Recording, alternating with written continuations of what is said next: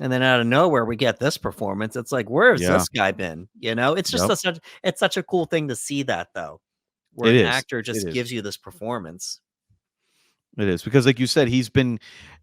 Matthew McConaughey was that guy, and not so much now, but I remember like when you heard his name, it was always all right, all right, all right. Like Right. he never got past that, and he was making like the comedies, the romantic comedies, movies like Sahara, like really ridiculous, Right. just fun movies, but nothing I felt like he as an actor got to really sink his teeth into. You know what I mean? And it's just like when this movie came out, it kind of opened up a lot of eyes.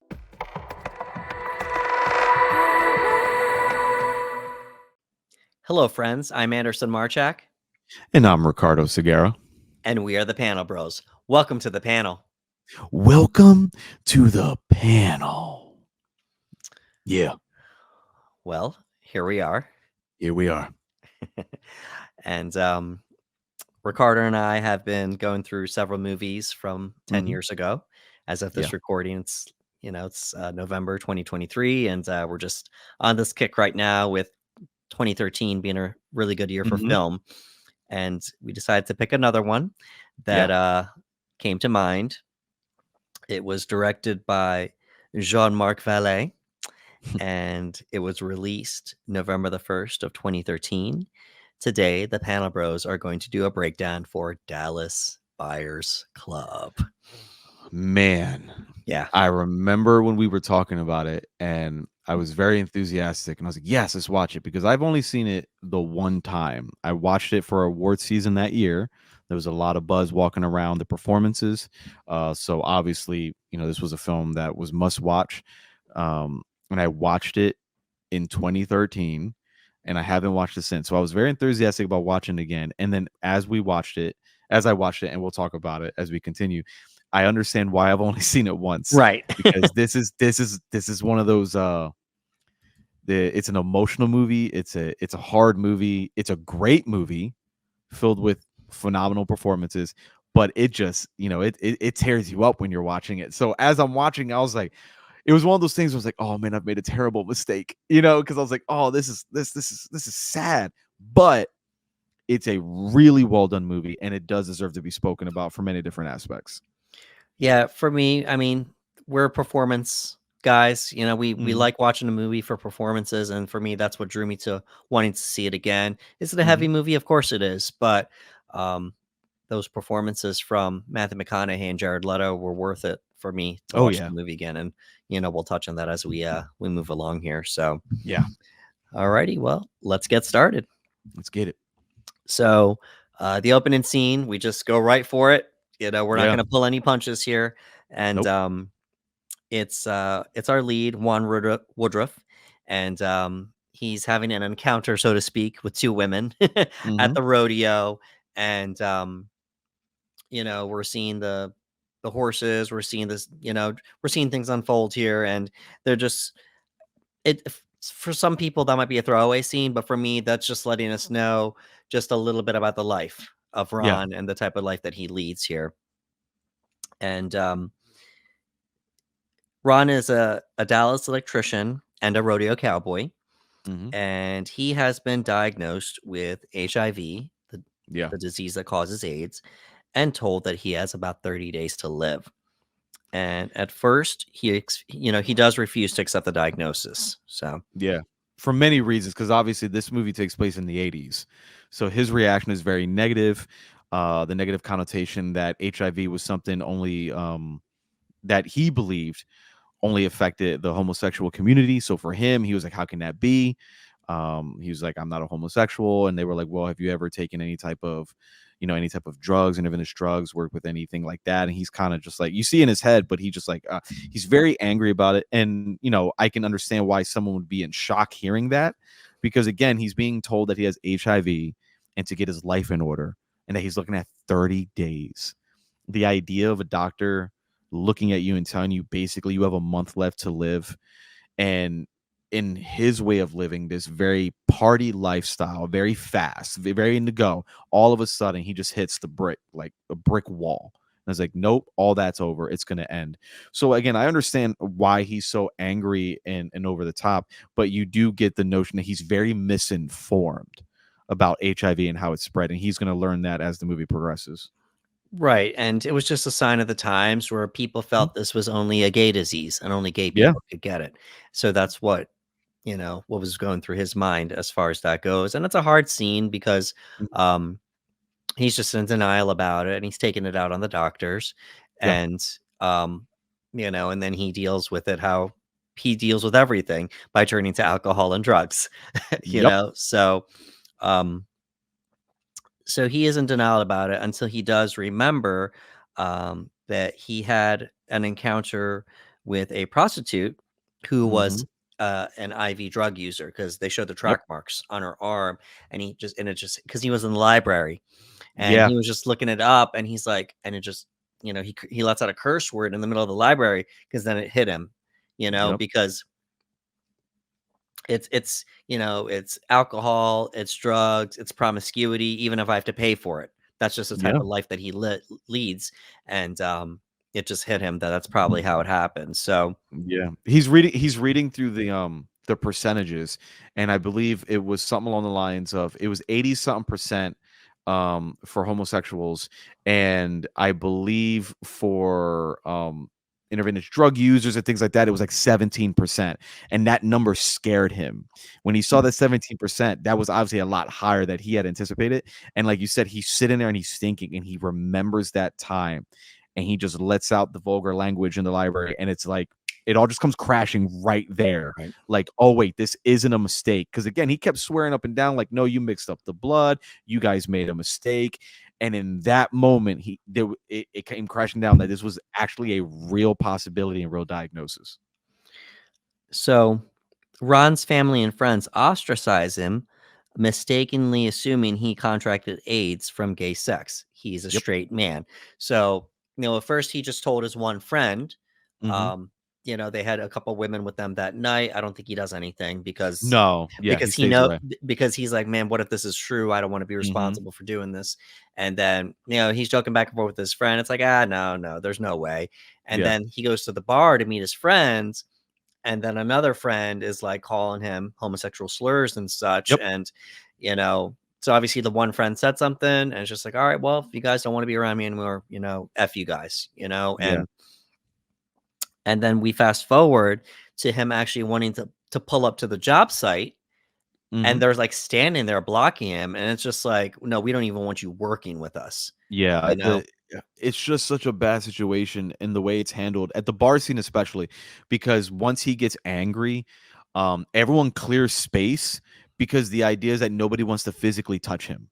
right, And it's really upsetting to see because these were his friends, these were his associates, these were his fellow guys at the job, and they just kind of hanging out having a beer, and like nobody wanted to touch him. And as he was walking out the bar, you'll even see people within the bar that are not associated with him back up, right. and he just he flips off the bird a few guys and just leaves, and then as you mentioned goes to the job, and they all kind of stand in place like you're not welcome here, and it's just like everything is crashing down on this guy at once. Yeah, and in addition to being fired, he gets evicted from the trailer he was staying Yeah, in dude. with Yeah. homosexual slurs painted on the walls, and it's Hmm. unclear whether it was because he couldn't pay or because they found out about Yeah. it. It's Yeah. unclear. Either way, he gets the gun, he blows a hole through the door so he can go in and get the last of his money and Hmm. such before he can move forward here. So, um, and obviously we haven't said it yet, but Ron is played by Matthew McConaughey, and we Yes. will we will continue talking about his performance as we move along here. Oh yeah. We have his doctor, his main doctor, Eve Sachs, played Hmm. by Jennifer Garner, Yeah. and she tells him about a drug called AZT, Hmm. and it is the only drug that's been approved for testing in human clinical trials by the FDA, and it is thought to prolong the life of AIDS patients. So Sachs informs him that half of the trial patients will receive the drug and the other half a placebo, since this is the only way to determine if the drug works. Yeah. And Woodruff, Ron rather, bribes a hospital worker to get him the AZT. And so he does get it, you know. I think he saw the worker at like one of the bars he was going to, Yeah, and he was at and a, he remembered it. he saw him at the hospital, they shared a look, and then he saw him at the bar, Right. and from there, they make a deal, and he's getting AZT, and he's taking it, and he's paying for it, and he comes out there, he kinda drops the bag, drops the penalty, he takes it, and goes and does his own thing. Right. Unfortunately, along with the AZT, he is taking cocaine, he's abusing Yep. alcohol, and all these things together are causing his health to deteriorate. Yeah. Uh, he has one last run in with the hospital worker where he says they're out, they're locking it up now. Mhm. I can't get you anymore. But here's the number of somebody to call that you can go see that are they're doing some experimental drugs to treat your condition. He tries to swing at him and he passes out. So Yep. um, he wakes up in the hospital, and when he's there, he meets Rayon, played by Yes. Jared Leto. Yes. Rayon is an addict and also HIV positive and a trans woman. Mhm. And obviously, Ron has been homophobic this entire time. Immediately negative reaction. Right, exactly. Um, very hostile towards Rayon. He we're gonna take some time to unpack this scene here. Yeah. So The situation between Ron and Rayon is, it goes down as you would expect, right? The way Ron is very cold and mean-spirited, and what I loved about this scene in particular was Rayon takes it because Rayon is used to it. right, You know, like, the character doesn't go off the rail and go, "Well, F you," and this it's none of that. It's just like, "Oh, hush." You know what I mean? Like, it just, "Oh, hush. I'm not gonna do nothing to you." You know what I mean? And it's like, it shows you how much Rayon has been through already, right, that it's just commonplace at this point. And Rayon's like, "Whatever." And then again, Ron is just very like, he's dropping slurs, and again, it's always that insinuation, right, that we see with a lot of these homophobic individuals and whatnot, is that the idea that there's someone next to them. It's like, oh, well, clearly they're gonna want me or touch me or right, be inappropriate with me. And Rayon is like, honey, it ain't like that at all. It's it's right. it's a great interaction between those two and like that.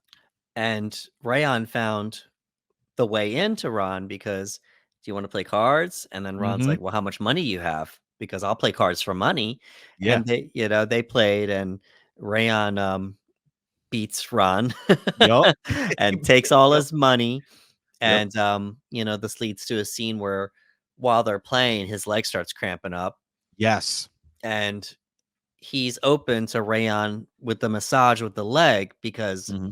he's having so many problems with them. He'll do anything to make this pain stop. And it's just like, Yeah. well, Rand's very caring and nurturing. Like, hey, Yes. you need to hydrate. This is normal. I go through it too. And, um, just Jared Leto did a good job. Clearly Yes. there's one side here that wants nothing to do with the other side, and the other side is still caring towards the other side, And that even though. and that's what I really liked about the Rayon character, is that, again, even in that moment, like, they're playing cards and Ron is still insulting. Like, they're playing cards, but Ron is still being insulting. And in that Right, moment where he gets like a Charlie horse in the back of his calf, now I've had those. Those are painful. Those cramp in your legs, like, those hurt. Like, those will wake you up in the middle of the night and you just stand straight up. Anybody who's experienced that knows they hurt.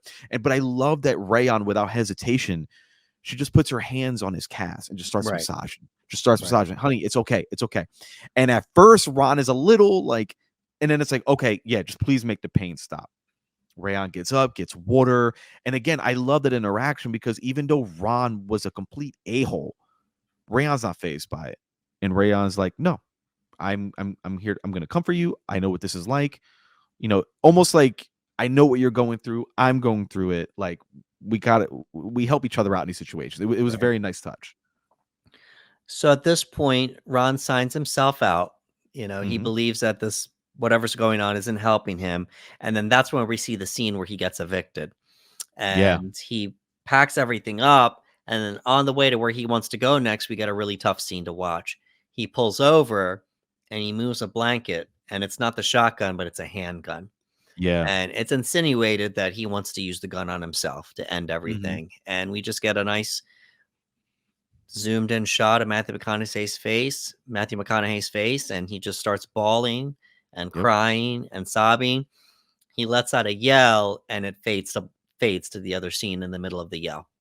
Mhm. So, um, as his health worsens, Ron does drive to a makeshift Mexican hospital Mhm. to get more AZT. The facility is run by an American doctor, Dr. Vass, whose medical license was revoked because of his work with people with AIDS had violated U.S. regulations. Mhm. Vass warns Woodruff against AZT, telling him it is poisonous. Yeah. Instead, he prescribes a cocktail of drugs and nutritional supplements centered on the protein peptid T, which are not yet approved for use in the United States by the FDA. 3 months later, um, alrighty, so we're gonna take a pause there. Mm. So he does get the treatment, Yeah. and 3 months later, he finds that his health has improved, and he realizes that he can make money by importing the drugs and Yeah. selling them to the other HIV positive patients. So he is able to get the drugs over the border by masquerading as a priest and claiming they were there for personal use. So Yeah, because the yeah, doctor told him, he was like, "Listen, if you tell them that you have AIDS, they will not let you back in. If you tell right, them you have HIV, they're not gonna let you back in."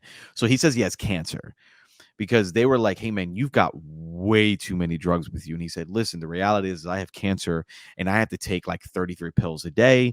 Like that is a 90-day supply for me."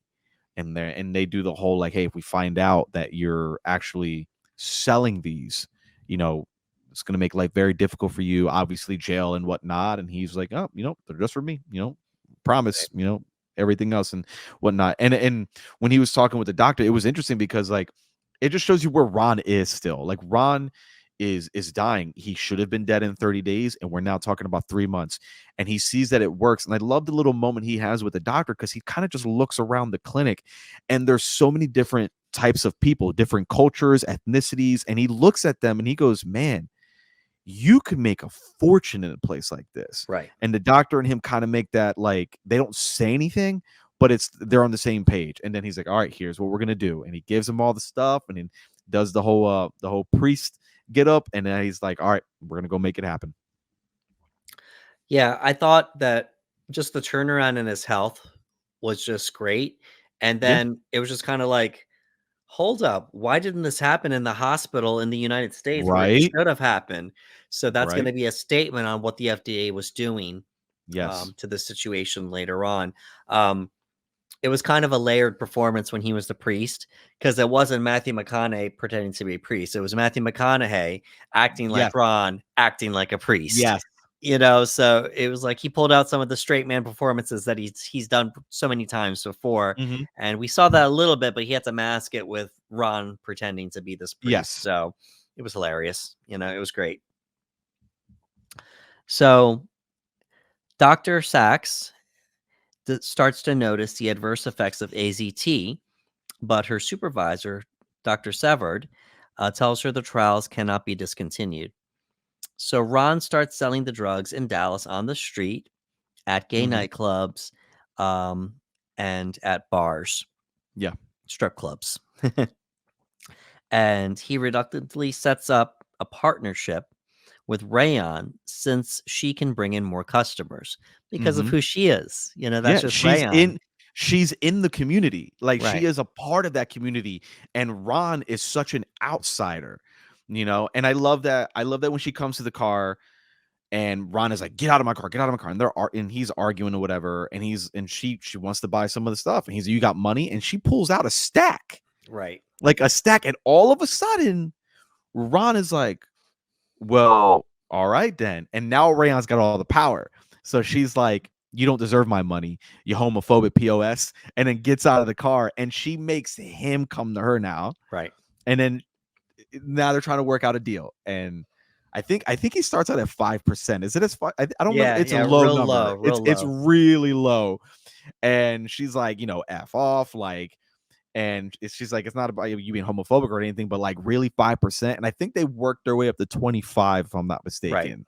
Right. And then it's like, all right, sugar, let's get to work. And like you said, because she's in the community and involved, she takes the bull by the horns and she starts going into the club. She's doing this, she's doing that, and it's working. She's got the connections that he doesn't. So the two of them established the Dallas Buyers Club, the name of the Yep. movie, charging 400 per month for membership. And a perk of the membership is that now you can get these drugs for free to treat your disease that you need them Yes. for. And this is basically it's legal because they're getting around Yeah. the laws that make it illegal to sell the drugs. It's not illegal to sell memberships though. So Exactly. Like they're $400 a month and you get all the drugs you need. And like it's a variety of drugs. Like obviously, because with HIV, it tears down your immune system and you're open to other things. Like he takes something for HIV, he takes something for dementia that he got because of it. And like he has everything. He's like, hey, if you need it for this, you need it for this. But again, $400 a month, you get access to anything that you need. so the club becomes extremely popular and Ron gradually begins to respect Rayon, not as a partner, but Hmm. also as a friend. Yes. And when Ron is hospitalized for a heart attack caused by an overdose of recently acquired um, interferon from Japan, Dr. Savard learns of the club and its alternative drugs and is angry that the Buyers Club is interfering with his trial. Hmm. So the FDA is informed, and then they confiscate the interferon and threatens to have Ron arrested. Yeah. Dr. Sachs agrees that there are benefits to clubs for HIV drugs, but feels powerless to change anything because who is Yeah. she? She's just a doctor at a hospital, you know? It's such a good conversation that she has because a lot of the patients were her patients. They went to that Right. hospital, Right. and she does notice. She goes, "Hey, there have been advantages to these clubs because there has been a significant change in people's health." But the head doctor makes it a point to say, "But we don't have trials to know what's working versus what's not working. We don't have the data to support them, so we can't be about it." And she's kind of having this back and forth. She's torn a little bit because while the clubs do seem to be helping some people and many people to a degree, other doctors saying, well, we have no data. So like, how do we know what's going to work for a mass amount of people? So she's kind of stuck in the middle. It's a good argument. And I understand why she's so torn, but like, it is interesting to see that they are losing patients. Patients are getting better. But again, he's very much like, well, we have no data to support anything. So how can we even run forward with any of the medication that they're using? So, the process the FDA uses to research, test, and approve drugs is considered flawed and part of the problem for the people that were currently suffering from AIDS at the time. At that time, the United States and the FDA were particularly conservative by international standards in testing and approving anti AIDS drugs, Hmm. and were hostile to imported drugs to the point that they were made contraband. Yeah. And following this development, Dr. Sachs and Ron, they begin a friendship. They're friends now. Yes.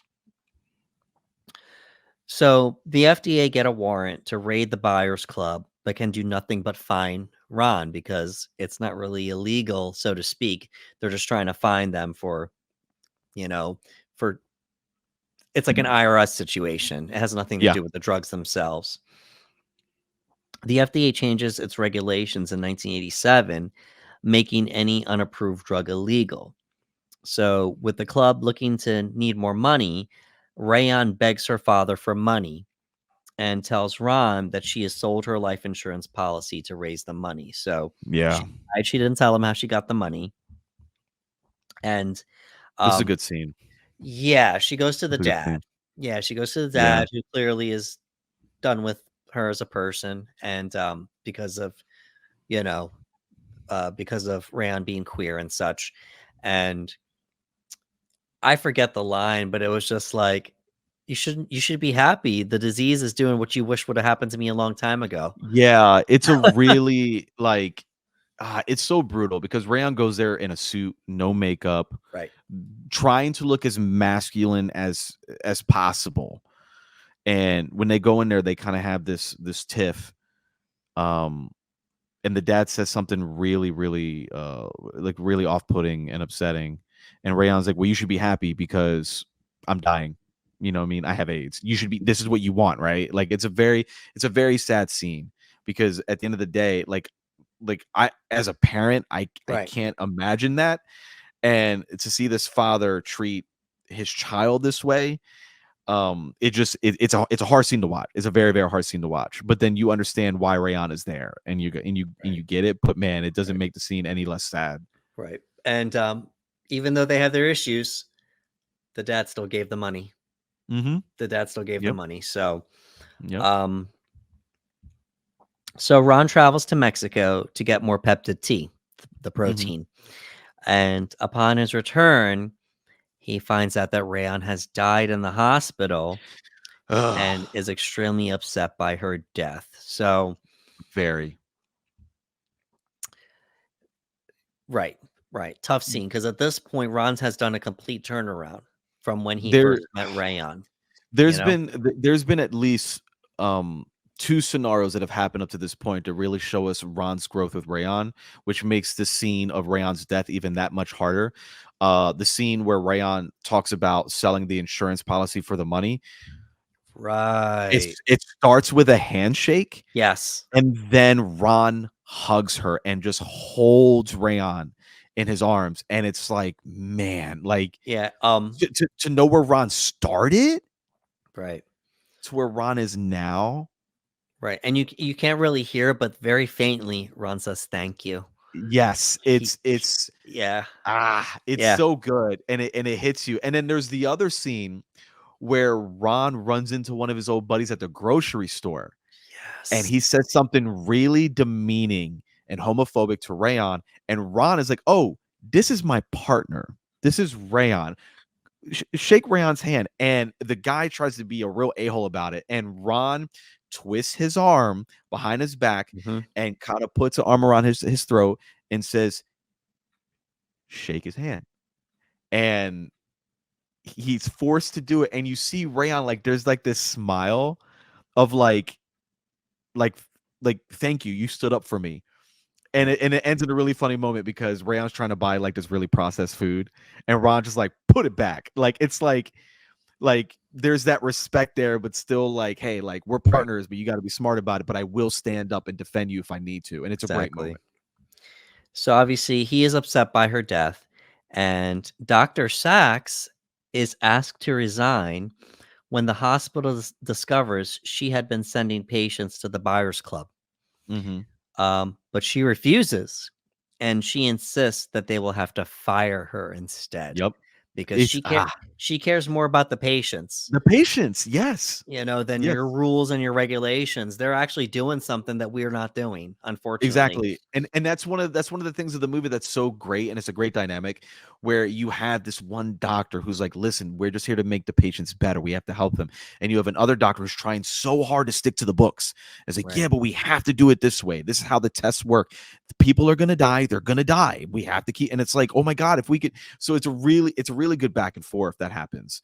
Um but I did want to touch because we talk about how broken Ron gets. But when Ron goes to the hospital and like yokes that doctor up by the jacket and keeps calling him a murderer, Right. he just keeps like, "You're a murderer. You murdered, you murder, and you murder," because he's so against AZT because it's Right. toxic. And he's like, "And you're still pumping this in people." And he's yelling, and there's kids in the room.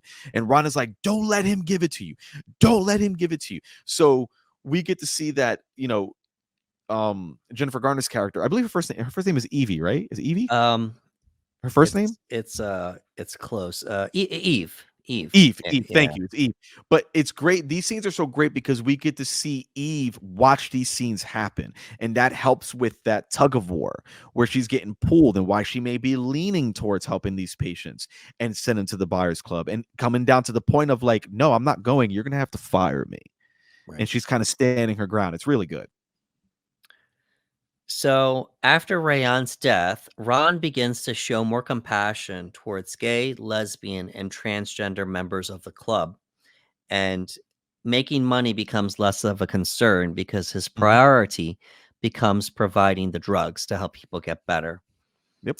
Peptid T gets increasingly challenging to acquire, though, and Ron files a lawsuit against the FDA in late 1987, seeking the legal right to take the protein, which has been confirmed as non toxic, but unfortunately is still not FDA approved. Mhm. The judge is sympathetic toward him and admonishes the FDA, but lacks the power to do anything legally, unfortunately. Yeah. The judge, like, I think that was another really, really human moment because the judge says he understands and he's upset at the FDA for how they're handling this, but in his position, he can't do anything to change that. And it's really heartbreaking because he feels for it. He feels, but he's like, there's nothing I can do for that. Right. Um, the FDA does later allow Ron to take the peptid T for his personal Mhm. use, and he does die of AIDS in 1992, 7 years after 7 years, the man. doctors predicted. And they don't really say this, but eventually the AZT treatment, they start Mhm. lessening the dose Yeah. eventually, which is something Yes. Dr. They go down to Sachs, the lowest. Yes. right, Sachs, she did it beforehand. She said, Mhm. "Go down to the lowest that we can go," but then later on, the medical profession starts learning that the AZT, the levels are too high, so they start Yeah. lowering it, to help the patients afterwards. So, um, that's our movie. Oh, man. What And, a movie. Good yeah, God. based on a true story. Yeah. And, I think that it's a good history lesson. It's not Mhm. just a biographical film, but it's just a great history lesson, um, as far as the AIDS epidemic and, how the people that got this disease were treated, how the queer community was treated, on top Yeah. of the fact of having to deal with this disease. So, um, I think that, Valet did a great job, as Yeah. far as, breathing life into the script that apparently has been sitting on the shelf for years. I looked it up, it was written, like, shortly after he died. Oh, yeah, so So, that thing okay, yeah, that thing was sitting there, yeah. it was, like, back and forth, and then somebody finalized it around 2000, and then it didn't get made until, 2013. So, Wow, yeah, I think it was and, I mean, it's one of those things where it's like, it's one of those things like maybe it came out when it needed to come out. I don't know because again, the performances are what sell this movie, man. right. Like, so like the fact that we waited, but we got Matthew McConaughey as Ron, we got Jared Leto as Rayon, and other great performers in here. It helps the movie that much more because the performances are just so on point. Yeah, and we gotta talk about the weight loss here. So Oh, Matthew McConaughey went from 183 hmm to 36, 136. yeah, So, and he's tall, man. So like that yeah, is really skinny. yeah, let me do the math here. Yeah, so Really, he uh, looked awful. yeah, he lost 47 pounds, and um, Jared Leto lost 30. So they Hmm said the lowest recorded weight was 114. So Okay. apparently, I mean, Leto was pretty thin anyway to begin with, about Yes. 144, 150, hmm something like that. But the lowest recorded weight was 114. I'm going to repeat my initial thoughts when I first saw this movie to when I watched it again. hmm Matthew McConaughey had been around for a while. Yeah. A few strong performances here and there, but for the most part, he was looked at as like a joke almost because he Yeah. kept doing these like romantic comedies, these comedies, whatever the case may be. And then out of nowhere, we get this performance. It's like, where has Yeah. this guy been? It's just Yep. it's such a cool thing to see that though, where It an is. actor It just is. gives you this performance. It is because, like you said, he's been. Matthew McConaughey was that guy, and not so much now, but I remember like when you heard his name, it was always all right, all right, all right. Like Right. he never got past that, and he was making like the comedies, the romantic comedies, movies like Sahara, like really ridiculous, Right. just fun movies, but nothing I felt like he as an actor got to really sink his teeth into. You know what I mean? And it's just like when this movie came out, it kind of opened up a lot of eyes on like, wow. Like I remember going into award season. I was like, man, he's kind of a lock. Like, it's unbelievable. The weight transformation is always interesting Right. because you have to put yourself through a lot. You know what I mean? Like, to lose that much weight and to maintain that weight loss while filming is not easy. It's very commendable for many actors who do this. We've talked about it in the past with guys like Christian Bale, who can fluctuate the weight so often. They go, man, that's not easy to do. So for Matthew to drop that weight again, he's definitely 6 foot something. He's a tall guy. So to be at 136 is extremely light. There was a couple times in the movie where you would see him in his clothes just swimming in them. And there's a particular shot in the hospital where his gown is moved to the side a little bit and you get to see his side, his obliques, and Right. his legs, and you really see how skinny he is. And it's, again, I commend those guys to commit that much for the craft and to really sell it, because the acting is top notch, but the physicality of the role as well added that much more to the role and to the film in itself. Watching him go through this process and watching Jared Leto play Rayon, there was never a time in this movie where Rayon didn't look ill, like, because Rayon was battling with HIV and drug addiction and whatnot. So Rayon always looked ill. Ron always looked ill, even though when he had moments where there was a lot of spark and light in him because he was getting better. That weight, man, just that weight loss, you can't help but look at those guys. They're like, man, these guys are going through something. So again, I commend guys for doing that kind of thing. So Dallas Buyers Club was a low budget movie. It Mhm. was made for only $5 million, and Wow. yeah, and it had some box office success. It Mhm. ended up making 55.2 million at the box Okay, office. So I'm assuming word of mouth concerning these performances got out for and people sure. wanted to go see it. In addition to the box office success, Dallas Buyers Club was also nominated for a few Oscars Oh yeah. the following year, and 6 to be exact. It's the nominations that it didn't win, excuse me. It was nominated for Best Film Editing, Best Original Screenplay, and Best Picture. It won the following Oscars. It won Best Makeup and Hairstyling, Best Supporting Actor for Jared Leto, and Best Actor Matthew McConaughey. So both lead actors plus the makeup and hairstyling, obviously, to make them look, you Yeah. know, more sickly, and obviously to make Jared Leto have that appearance of a trans woman and such. Mhm. Um, it got them for award season. Um, for me that year when they were nominated, um, I felt Leto was more of a lock, probably. Okay. Leto was more of a lock, but um, no one was going to be surprised if they both walked away with these Oscars, because Yeah.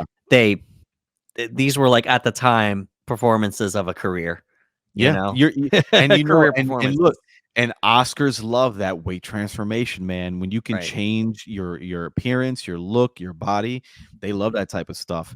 I remember, I might be wrong.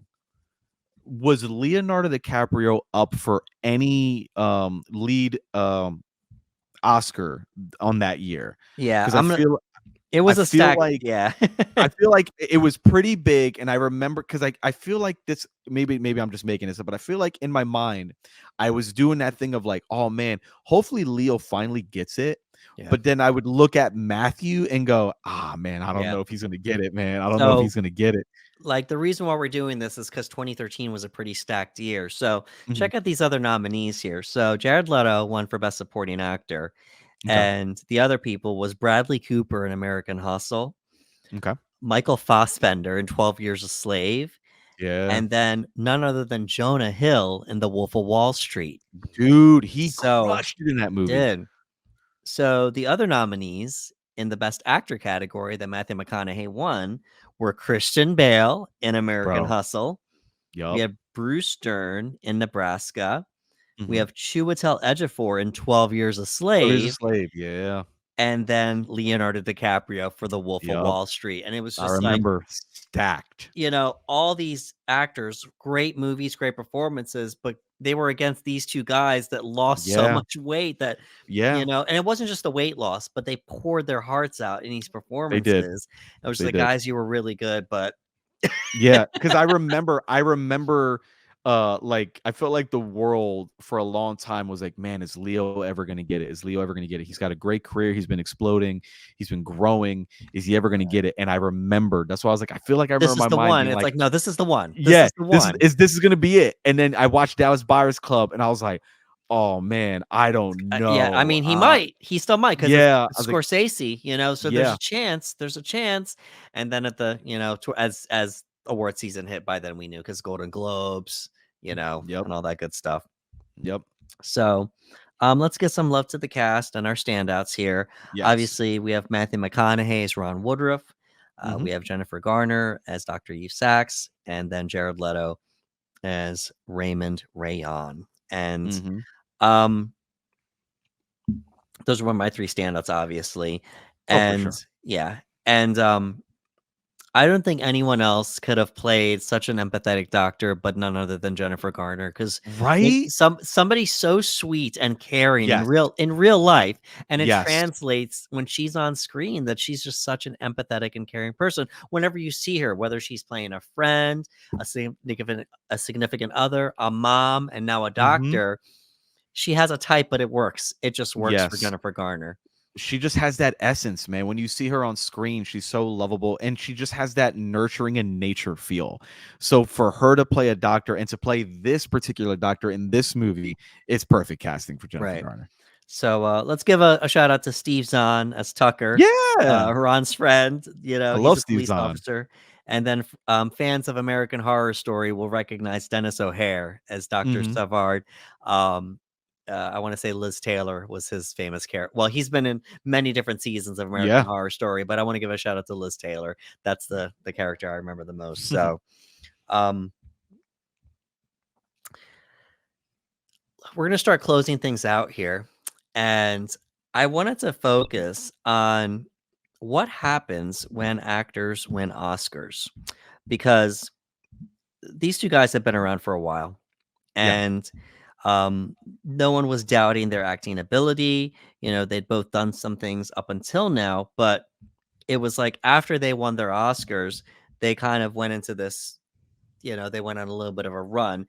Um, Mhm. we entered the McConaissance. Yes. And, um, let me see here, Matthew McConaughey. So 2013, he did Dallas Buyers Club. He actually had a cameo in The Wolf of Wall Street, which, Yes, he did. And he you had and he had that low weight, right, really low weight. Yep. right. So he did The Wolf of Wall Street. He did True Detective. Yo, So that was solid. Right, did True amazing season Detective, of that show. and then Interstellar, Christopher Bro. Nolan. And Nolan takes pride in casting him because he casted him way before Dallas Buyers Club even Yep. happened. Yep. So Nolan was just like, "Hey, I knew he had it all along. I didn't need to see Exactly. that Listen, movie." we talk about it all the time. If Nolan casts someone in a movie, especially someone that we usually wouldn't see in that role, is like, no, no, he sees something that we don't see yet, and we gotta wait. And Matthew was one of those guys, man. Right, and, he would go on to do more things after that, but he had this nice run, for a few Yeah. years there. I remember he did a film called Mud. Like he was He just doing did, yeah. he was doing these dramatic roles, man. And I was so happy to see him there because we talked about it a couple minutes ago, was that he was always viewed as this certain character, and to see him nailing these dramatic roles, it was great. Yeah, and, lots of character acting, which Mhm. is always fun. Yeah. Um, so we have Jared Leto here, and he did Dallas Buyers Club, and Mhm. then what's the first role he does afterward? He plays Joker in Joker. Suicide Squad for David Ayer. Um, then he goes to play Wallace in Blade Runner twenty Blade forty Runner. nine. You Love it. know, he goes on to be in, he was in The Little Things, in Yes. Yeah. 2021 playing, like, Working with Denzel Washington and yeah. Denzel. Zack Snyder calls him up to reprise his Joker role. Yep. He's like, "Come on back, baby." And he does, and Yep. a lot of people weren't happy with his performance in Suicide Squad. No fault of David Ayer, of course. you Yeah. know. So he comes back and he redeems himself in Zack Snyder's Justice League. He goes, he puts on a fake nose for the House of Gucci, you Oh know, my like god, House of Gucci. I forgot. so I forgot House of Gucci. you Yep. know, so and now it's like Leto's kind of that guy. He's like, I'm just gonna go for it now every single Yep. time. You Yep. know, there is no down here. We're just going for it. If No. it works, it Yeah. works. You know, Yep. but I will say this. You know, sometimes this happens where after Mhm. somebody wins an Oscar, they start getting more calls, Oh, for sure. but it doesn't always happen that way. So Mhm. if you could share your thoughts on, McConaughey and Leto when they got their Oscars and what it meant for their careers, Yeah. please do so.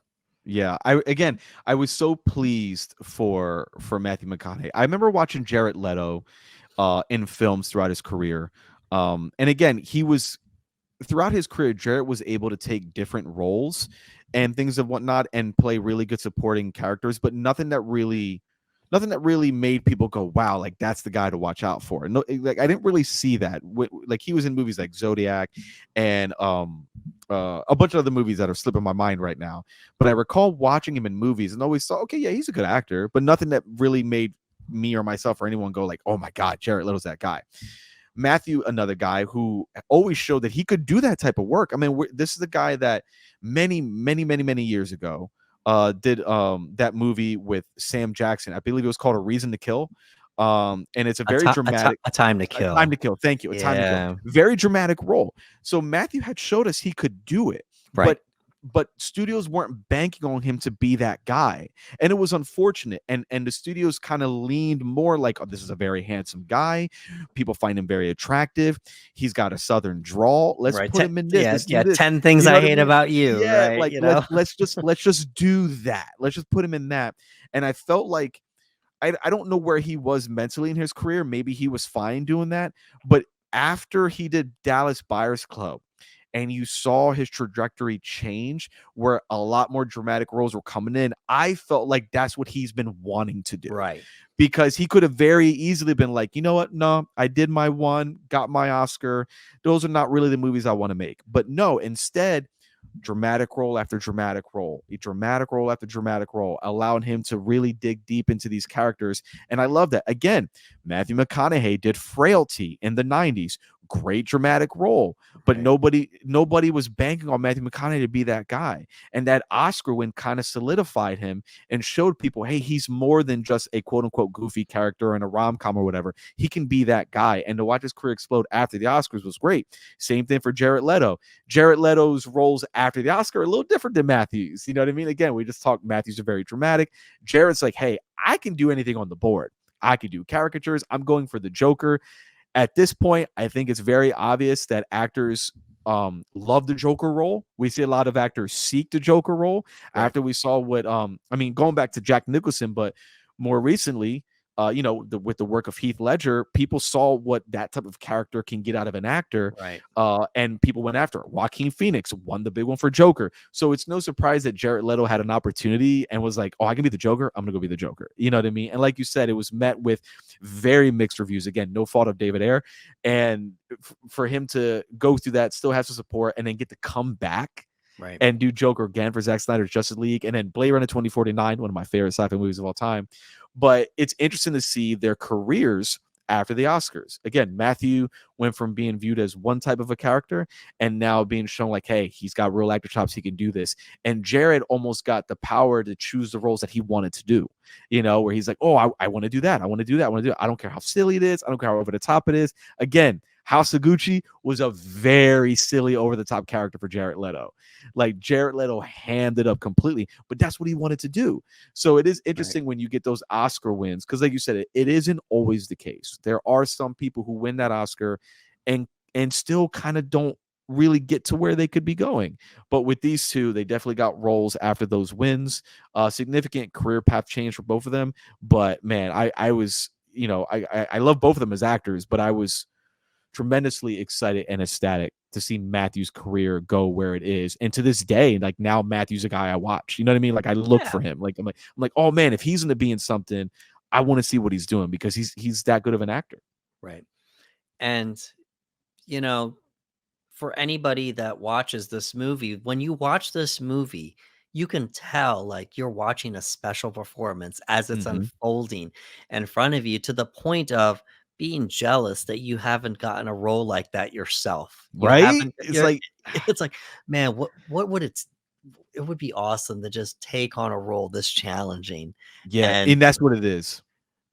so but they did a great job, and I think I've watched the movie maybe once since I first saw it. Maybe. I don't Me one remember. time, man. I've seen it Yeah, once in 2013, and I remember at the time being like, "This is a great movie, but it's not something I can just pop in on a Friday afternoon." Like, I just couldn't do that because it's a heavy, heavy film. It's really emotional. And there's a lot of realism to it. So that's why I was glad when we brought it up. I was enthusiastic, but then I forgot how heavy it was. But again, I'm glad because I do think it's a film that deserves to be talked about again for amazing performances and just what the story was telling us. Like it's just it's a well-rounded film in every aspect. I love the fact that it was only $5 million. I didn't know that. right, The fact that this movie was made on $5 million with guys like Matthew McConaughey and Jared Leto. So right, you know that like they believed in this project. Again, I love when I see that, when I see movies that have a small project. But again, you have names like Matthew McConaughey, Jennifer Gardner, Jared Leto. You have these talents right, that are just like, hey, like we could probably get a personal check for 5 million to do a movie, but the movie in total was 5 million. right. You can't beat that. That's So great. that's something for our viewers and listeners to know, that when you see big names attached to a movie and the budget is really low, that means the actor believes in the role Yeah. and believes in Yep. the project to the point where, I mean, they're not thinking it, but as the director is seeing this unfold in front of his eyes, it's like, yeah, you're probably gonna get some nominations for this, Yep. Yeah. or you're at the very least, you're gonna get more work, way more work Hmm. than you're getting before. So, alrighty, folks. That was the Panel Bros official breakdown for Dallas Buyers Club. If you could Yeah. please give us a like, share, and subscribe on YouTube, we would appreciate it. As always, the likes, shares, and subscribes help our reach, and the reach allows us to be able to see more people on here, talk to more people on here. As far as that goes, you guys can tune in and such. And also, if you could please comment how you felt about Dallas Buyers Club in the comments below, we'd appreciate that as well. Let us know about those performances. Let us know, have you watched it ever since you watched it the one time? Yeah. Please let us know. For Ricardo Segura, this is Anderson Marchak saying thank you for coming to the panel.